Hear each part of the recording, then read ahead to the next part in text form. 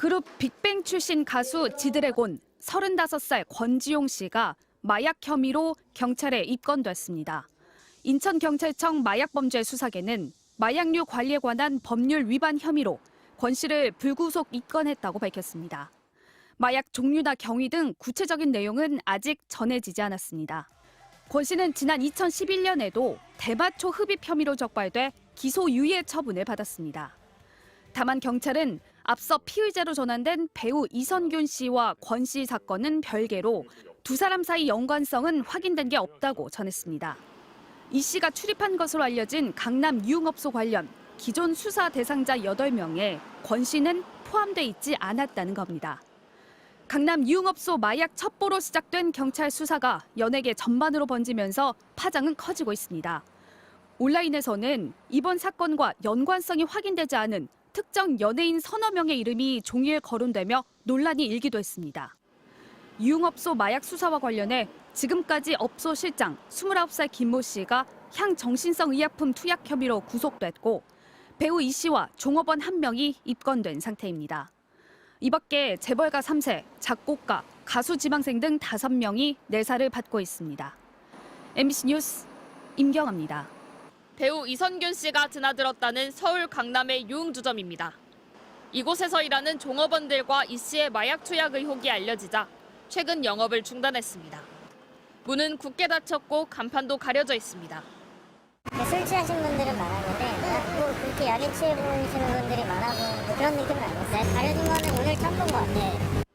해당 업소는 고소득층을 대상으로 회원제 방식의 운영을 하는 걸로 알려졌습니다. 이곳에서 일하던 여성 실장 29살 김모 씨는 지난 21일 구속됐고 함께 일한 여성 종업원도 입건됐습니다. 필로폰을 여러 차례 투약한 혐의를 받는 김 씨는 경찰의 간이 검사 결과 양성 반응이 나왔고 현재 정밀 검사 결과를 기다리고 있습니다. 다른 마약 성분이 추가로 검출된다면 김 씨 집에서 대마를 흡입한 의혹을 받는 이선균 씨의 약물 종류도 늘어날 가능성이 있습니다. 김 씨의 휴대전화 포렌식을 한 경찰은 이 씨의 투약 의혹에 대한 구체적인 정황을 확보한 것으로 알려졌습니다. 경찰은 조만간 이 씨를 불러 시약 검사를 실시할 예정입니다. 경찰의 마약 투약 의혹 내사자 가운데는 유명 재벌 3세와 연예인 지망생, 방송인 출신 작곡가도 포함된 것으로 확인됐습니다. 이들은 마약 투약 혐의로 교도소에 복역 중이거나 앞서 관련 전과가 있는 인물들입니다. 경찰은 이들 외에 입건이나 내사 대상에 오른 다른 연예계 종사자는 없다고 밝혔습니다. 다만 유흥업소에 드나든 회원들로 수사가 확대될 경우 연예계 인사들의 추가 연루 가능성도 배제할 수 없을 전망입니다. MBC 뉴스 재은유입니다. 최근 온라인 커뮤니티 등에 새로 오픈한 약국 대참사라는 제목으로 잇따라 올라온 사진입니다. 약국 전면 유리 오른편에 한 건강기능식품 광고 모델로 출연한 배우 이선균 씨가 온화한 웃음을 지으며 앉아있는 모습이 보입니다. 이 씨가 마약 투약 혐의로 경찰 수사를 받게 되고 조만간 소환 조사까지 예고된 상황에서 이 씨가 출연한 광고들도 줄줄이 삭제되거나 수정되고 있습니다. 앞서 SK텔레콤과 SK브로드밴드는 이 씨와 아내이자 배우인 전혜진 씨를 내세운 어린이용 서비스 광고를 삭제했습니다. 또 한 건강기능식품 브랜드도 광고 영상을 수정해 이선균이 선택한 이라는 문구를 없애고 이 씨가 출연한 광고 영상도 비공개로 전환했습니다. 이 씨가 최근 촬영을 시작한 드라마 노웨이 아웃 제작진은 배우 측에서 불미스러운 일이 생긴 직후 상황이 정리되기까지 상당 기간이 소요될 것으로 예상돼 불가피하게 하차 뜻을 내비쳤다며 이 씨의 하차를 알렸습니다. 또 이 씨가 이미 주연으로 촬영을 마친 영화들의 개봉 시기도 불투명해지는 상황입니다. 영화계에서는 만약 마약 의혹이 사실로 드러날 경우 이른바 유아인 사태 때처럼 영화가 개봉되지 못하고 사장될 수 있다는 우려도 나오고 있습니다.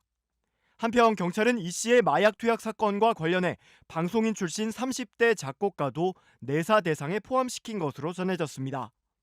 이 작곡가는 지난 2016년과 2021년 이미 마약 투약 혐의로 징역형을 선고받았고 현재도 필로폰 투약 혐의로 구속 상태인 것으로 전해졌습니다.